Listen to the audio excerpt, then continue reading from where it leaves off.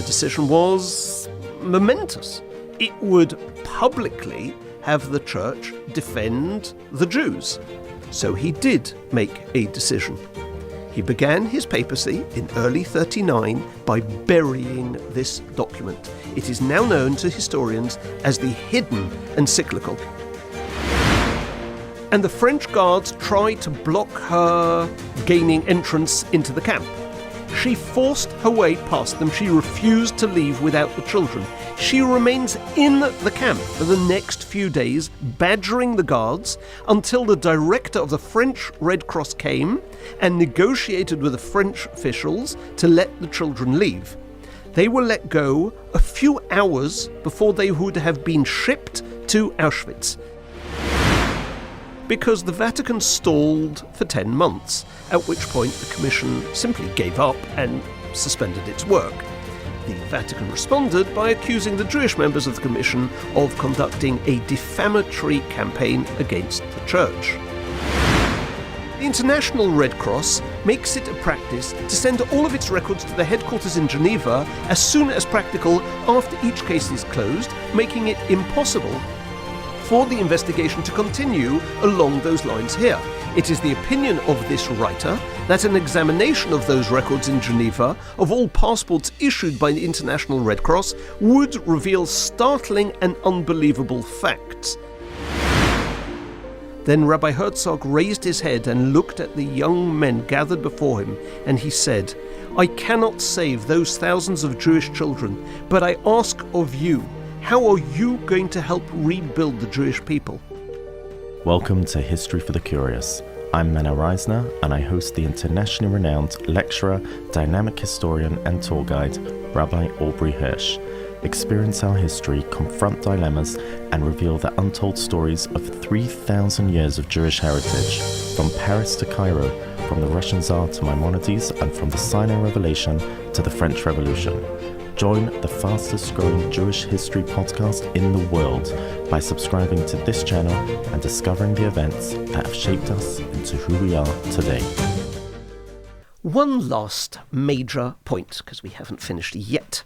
We're heading to our longest podcast yet. Probably, yes. Important one, though. To the least known and widest element of the church involvement post-war. Not for pro-Nazi sentiments per se, but for broader reasons. International political power. It is quite shocking because it is unfamiliar. The Vatican's attitude to the Nuremberg Trials, as well as the Protestant churches in Germany, was that they were completely opposed to the Nuremberg Trials because of what the churches wanted to create in Germany in particular. We have to bear in mind that in 1945 there are no institutions left in Germany. There are no political power bases. There are no economic big businesses. They'd all been arrested or were keeping a very low profile. The Allied armies, in fact, were controlling Germany, and the only pre-war national institutions of note was the church. So they weighed in heavily on the question of post-war justice, and for this we've got to turn to Gerald Steinacher, who's a professor of history.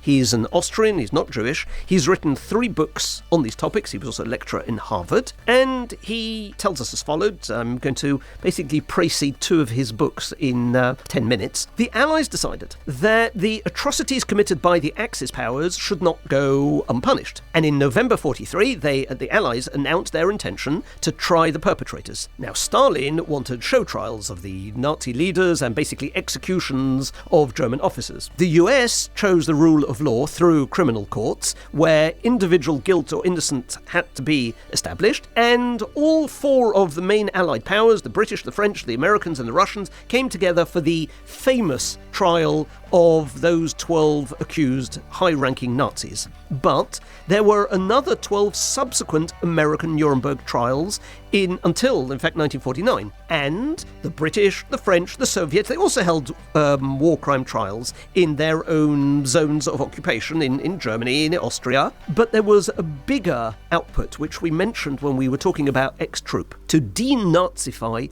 German society as a whole, meaning not just dealing with the killers and the party leaders, the big shots, but also hundreds of thousands of ordinary Nazis who had been active in their role. They wanted to make sure that these people wouldn't have a position of power in post World War II Germany. But what are the Vatican looking to achieve? The Vatican and the Pope had three goals. Firstly, limiting communist influence in Europe. Secondly, the Vatican had a religious take on justice and forgiveness. And thirdly, they wanted to rebuild Germany with an enhanced role for the church. And that meant as follows. Firstly, the Pope rejected any notion of German collective guilt or widespread guilt, which is how we started this podcast. In his eyes, there was a small clique of criminals that were guilty and needed to be punished, but the German people should be welcomed into the family of nations very soon. And therefore, obviously, de-Nazification was wrong. He stressed that Europe needs the church in order to create true peace.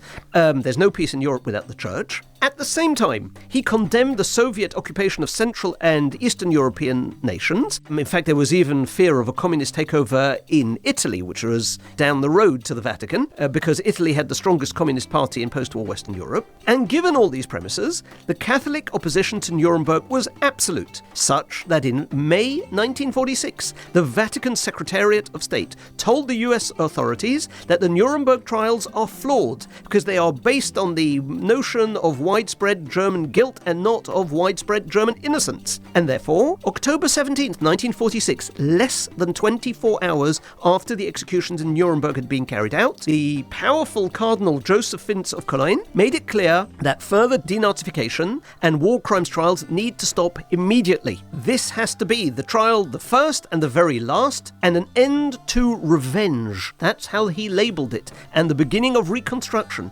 It's a very peace-loving attitude to Nazis. So what did they do as a result? How did they try and end it? First of all, they voiced their concerns to everybody. They sent petitions to officials at every level, up to and including the President of the United States of America, to stop the trials. And they worked to undermine Allied efforts to justice. They provided affidavits for the Nazi defense in Nuremberg. They provided lawyers. They provided material and financial support for the accused. It was quite simply a campaign against Nuremberg justice. I'll give you an example. There were appeals from Nazi victims who were on trial to the Pope. One of them came from Erwin von Helmersen.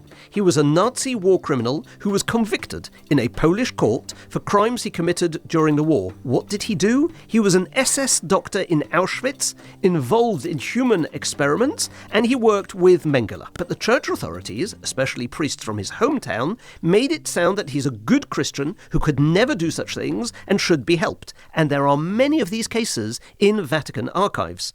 The perpetrators should be forgiven, not punished. This was the warped conclusion of Catholic justice.